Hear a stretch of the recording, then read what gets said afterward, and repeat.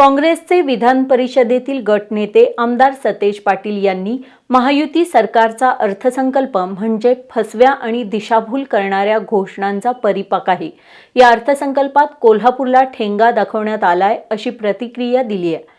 करवीर निवासिनी श्री अंबाबाई मंदिराचा 1400 कोटी रुपयांचा विकास आराखडा, ज्योतिबा विकास प्राधिकरण आराखड्यासाठी 1 रुपयाचीही तरतूद या अर्थसंकल्पात नसल्याचं सांगत आमदार पाटील यांनी निवडणुकांपूर्वी विकासाचं मृगजळ दाखवणाऱ्या महायुती सरकारनं महाराष्ट्राच्या जनतेची घोर निराशा केल्याचं म्हटलंय।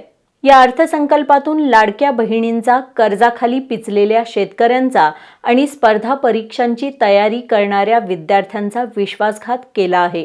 लाडक्या बहिणींचा 2100 रुपयांचा वायदा, ग्रामीण महाराष्ट्राचा विकास, राज्यावर वाढत चाललेला कर्जाचा डोंगर, महिला सुरक्षाबाबत ठोस उपाय, या राज्यातील कायदा सुव्यवस्था अशा अनेक मुद्द्यांना महायुती सरकारनं पद्धतशीर बगल दिली आहे, असंही आमदार सतेज पाटील यांनी नमूद केलंय।